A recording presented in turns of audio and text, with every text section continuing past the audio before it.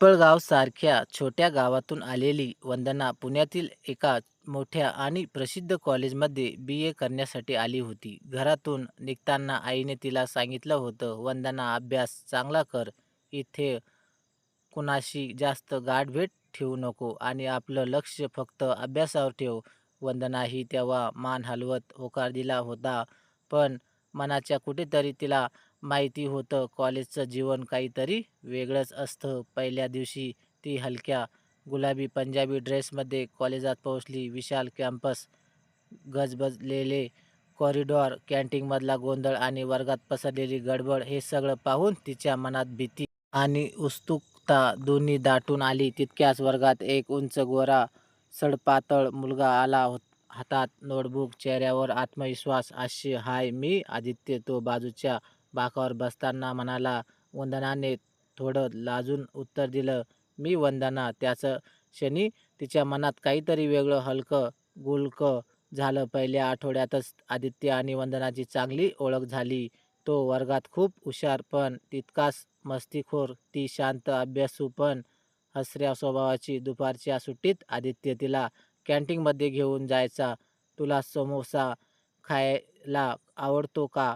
त्याने विचारलं. "हो, पण इथलं तेलकट असतं म्हणतात." "अगं, कॉलेजचे समोसे हे फक्त खाणं नाही, ही तर परंपरा आहे." तो हसून म्हणाला आणि तिच्या हातात एक गरमागरम समोसा ठेवला. तिथून पुढे त्याचं बसणं, हसणं, एकत्र प्रोजेक्ट करणं सुरू झालं. वंदनाला त्यांच्या जवळ असताना एक वेगळीच ओळख मिळायची, आत्मविश्वासाची. एकदा पावसाळ्यात वर्ग संपल्यावर वंदना बाहेर पडली तर जोरदार पाऊस आहे. "माझ्याकडे छत्री आहे." आदित्य तिच्या जवळ आला. ते दोघं छत्रीतून कॉलेज गेटपर्यंत चालत गेले. वाऱ्यामुळे तिचे केस चेहऱ्यावर आले तेव्हा आदित्याने हलकेच बाजू केले. त्या क्षणी दोघांच्याही नजरा एकमेकावर खिळल्या आणि शब्दांची गरज नव्हती. वंदनाच्या मनात आता आदित्यासाठी काहीतरी वेगळं रुजत होतं. ती रात्री उशिरा अभ्यासाऐवजी त्याच्याशी झालेल्या गप्पा आठवायची.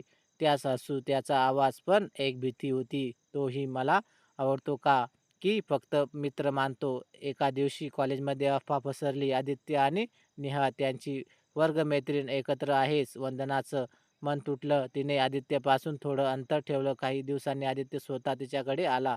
"तुला काही प्रॉब्लेम आहे का माझ्याशी?" "नाही, पण तू नेहासोबत?" "अगं, ती फक्त प्रोजेक्ट पार्टनर आहे. मी तुला वेगळं बघतो." वंदना त्या शब्दांनी तिचं मन पुन्हा फुललं. कॉलेजच्या सांस्कृतिक कार्यक्रमाच्या रात्री तारे झगमगत होते. कार्यक्रम संपल्यावर आदित्यने वंदनाला गार्डनमध्ये नेलं. "वंदना, मला माहीत नाही तुला काय वाटत, पण मी तुला खूप आवडतो. फक्त मैत्री नाही, त्याहून जास्त." वंदनाच्या डोळ्यात पाणी आलं. "मलाही." आदित्य. त्या क्षणापासून त्याचं नातं अधिक घट्ट झालं. अभ्यासाचा दबाव, घरच्यांच्या अपेक्षा आणि कधी-कधी होणारे भांडण सगळं त्यांच्या नात्यात आलं. पण दोघांनी एकमेकांना कधीच सोडलं नाही. आदित्य वंदनाला म्हणायचा, "आपण एकत्र असलो तर कोणताही प्रॉब्लेम मोठा नाही." परीक्षा संपल्यावर कॉलेजचे शेवटचे दिवस आले. मित्र विखुरणार होते. शेवटच्या दिवशी वंदना आणि आदित्य कॉलेजच्या टेरेसवर उभे होते. "कॉलेज संपलं, पण आपलं नातं इथंच थांबणार नाही." वंदना. आदित्य म्हणाला, "हो, ही फक्त सुरुवात आहे." दोघांनी हातात हात घेतला आणि पुढचं आयुष्य एकत्र घालवायचं वचन दिलं. कॉलेज संपल्यावर काही दिवसांनी वंदना गावाकडे परतली. घरच्यांना ती पहिल्या वर्गात उत्तीर्ण झाल्याचं कळवल्यावर सगळे खुश झाले. पण तिच्या मनात एकत्र विचार सतत फिरत होता. "आदित्याचं काय? आता आपण रोज भेटणार नाही. तो मला तितकाच आठवेल का?" दरम्यान आदित्य पुण्यातच राहून MBA करण्याची तयारी करत होता. एक दिवस त्याचा मेसेज आला, "तू इतकी शांत का आहेस? माझी आठवण येत नाही का?" वंदनाने हसून उत्तर दिलं, "आठवण ती तर रोजच्या श्वासासारखी आहे." त्या दिवसापासून रोज रात्री दोघं व्हिडिओ कॉलवर बोलायचे. वंदना कॉलमधल्या आठवणी सांगायची. आदित्य पुण्यातील नवा अनुभव शेअर करायचा. 1 महिन्यानंतर वंदना पुण्यातल्या तिच्या मैत्रिणीला भेटायला आली. आदित्यला सांगावं की नाही असा विचार करत असतानाच त्याचा फोन आला. "तू पुण्यात आहेस आणि मला सांगितलं नाहीस." "मी सरप्राईज द्यायचं ठरवलं होतं." संध्याकाळी ते दोघं शिवाजी नगरच्या एका कॅम्पमध्ये भेटले. वंदना निळ्या रंगाच्या साडीमध्ये आली होती आणि आदित्यांच्या नजरा तिच्यावरून हटतच नव्हत्या. आज तर खूपच सुंदर दिसते, तो हळूच म्हणाला. वंदनाचं मन धडधडू लागलं. त्या भेटीने दोघांचं अंतर आणखीच कमी झालं. सगळं छान चाललं होतं, पण एक दिवस वाद झाला. वंदनाने व्हॉट्सॲपवर पाहिलं की आदित्य रात्री उशिरापर्यंत कोणाशी तरी चॅट करत होता. ही नेहा आहे ना? तिने विचारलं. हो, पण ती फक्त कॉलेजची ओळख आहे, त्यापेक्षा काही नाही. वंदनाला मात्र विश्वास बसला नाही आणि ती 2 दिवस बोललीच नाही. तिसऱ्या दिवशी आदित्य तिच्या घरासमोर उभा. वंदना, नात्याने विश्वास नसेल तर प्रेम अपुरं राहतं. वंदनाने डोळ्यात पाणी आणून त्याचा हात धरला. सॉरी, मला भीती वाटते तुला गमावण्याची. आदित्याने तिला घट्ट मिठी मारली. हिवाळ्यातील एका शांत संध्याकाळी आदित्याने फोनवर विचारलं, पुढच्या 5 वर्षात तू स्वतःला कुठं पाहतेस माहीत नाही, पण तुझ्यासोबत असणं हे मात्र माझं स्वप्न आहे. मग आपण दोघेही करिअर बनवू आणि नंतर एकत्र घर. वंदनाच्या मनात पहिल्यांदाच लग्न संसाराची स्वप्न रंगू लागली. पुण्यातील कॉलेज फेस्टचा काळ. आदित्याने वंदनाला आमंत्रित केलं. ती आली तेव्हा सगळीकडे लाईट्स, स्टेजवर गाणी आणि विद्यार्थ्यांचा उत्साह. आदित्य स्टेजवरच गाणं गात होता, रोमॅन्टिक गाणं ज्याच्या ओळी वंदनाच्या मनाला थेट भिडल्या. गाणं संपल्यावर त्याने माईकवरून म्हटलं, हे गाणं माझ्या खास व्यक्तीसाठी. वंदना, ही तूच आहे. संपूर्ण प्रेक्षक टाळ्या वाजवत होते आणि वंदनाचं हृदय अभिमानाने भरून आलं. फेस्ट संपल्यानंतर काही दिवस सर्व काही सुरळीत चालू होतं, पण एक दिवस जनाच्या घरी मोठा वाद झाला. आई वडिलांनी तिला सांगितलं, वंदना, आता तुझं लग्न बघायचं आम्ही ठरवलं आहे. गावात एक चांगला मुलगा आहे. वंदनाचं हृदय थरथरलं. आई, मी अजून लग्नासाठी तयार नाही. ती रडत म्हणाली, अगं मुळीच लग्न लवकर झालं की बरं, आईने ठामपणे सांगितलं. त्या रात्री वंदनाने आदित्यला फोन केला. आदित्य, आई बाबा लग्नासाठी मुलगा बघताय. फोनच्या दुसऱ्या टोकाला काही क्षण शांतता पसरली. आपण आधी करिअरमध्ये स्थिर होऊ, मग मी तुझ्यासाठी घरी बोलेन. आदित्य म्हणाला. त्याच्या शब्दात खात्री होती, पण वंदनाच्या मनात भीतीचे ढग होतं. वंदनाला पुण्यात कमी यायची संधी मिळत होती. अभ्यास, घरचं काम आणि आई वडिलांचं लग्नाचं प्रेशर, सगळ्यामुळेच तिचं मन बेचैन झालं होतं. आदित्य मात्र करिअरकडे लक्ष देत होता. कधी कधी त्याचं कॉल्सही कमी झाले. एक दिवस वंदनाला त्याचा मेसेज आला, आज मी खूप थकलोय, बोलू शकत नाही. ती रंगवली, आता तुला माझ्यासाठी वेळच नाही का? पण आदित्यने शांतपणे उत्तर दिलं, मी तुझ्यासाठी मेहनत करतोय, जेणेकरून आपण एकत्र राहू शकू. हे ऐकून वंदनाचं मन वितळलं. परीक्षा संपल्यावरच वंदनाला पुण्यात येण्याची संधी मिळाली. आदित्याने तिला डेक्कनच्या एका जुन्या कॅम्पमध्ये नेलं. तोच कॅम्प जिथे त्याची पहिली खरी भेट झाली होती. टेबलावरच गुलाबाचं फूल ठेवत होतं. कधी कधी आयुष्य संपल्यावर आपल्याला दूर नेतं, पण ते खरं नातं मोडत नाही. आदित्य म्हणाला. वंदनाने हसून त्याचा हात धरला. आपलं नातं आता आणखी मजबूत झालंय. दोघांनी ठरवलं की पुढच्या वर्षी एकत्र परदेशात उच्च शिक्षणासाठी अर्ज करायचा. आदित्य म्हणाला, आपण एकत्र शिकू, एकत्र राहू आणि एकत्र जगू, जिंकू. वंदनाच्या डोळ्यात आशेचा प्रकार चमकला. ती घरी परतताना खिडकीतून बाहेर पाहत होती. कदाचित आपलं आयुष्य खरंच आपल्या हातात आहे. गावी परतल्यावर माझं परिस्थिती बदलली. वंदनाच्या काकांनी तिचं लग्न ठरवण्याचा प्रयत्न केला. मुलगी मोठी झाली की तिचं लग्न झालंच पाहिजे, ते म्हणाले.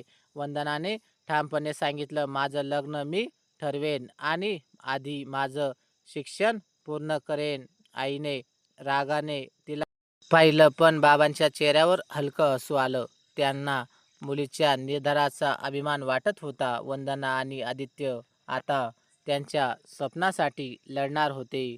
घरच्यांची मान्यता, करिअरची आव्हान आणि अंतराची परीक्षा, पण दोघेही जाणून होते, जे खरं असतं ते टिकत. त्या रात्री व्हिडिओ कॉलवर आदित्य म्हणाला, पुढची लढाई आपली आहे. आणि ती तुझ्यासोबत आहे. वंदनाने हसत उत्तर दिलं, "मग मला काहीच भीती नाही." एक सकाळी वंदना कॉलेजसाठी नोट्स काढत होती, तेव्हा पोस्टमनने एक लिफाफा आणून दिला. लिफाफ्यावर परदेशातील एका विद्यापीठाचे नाव होते. तिथे थरथरल्या हाताने उघडत, "तुमचा प्रवेश अर्ज स्वीकारला गेला आहे." तिच्या डोळ्यात आनंदाश्रू आले. तिने लगेच आदित्याला फोन केला, "आपण दोघेही निवडलो गेलो आहोत." फोनच्या दुसऱ्या टोकाला आदित्य ओरडला, "म्हणजे आता खरंच आपलं स्वप्न पूर्ण होणार." पण गावी मात्र वेगळीच हवी होती.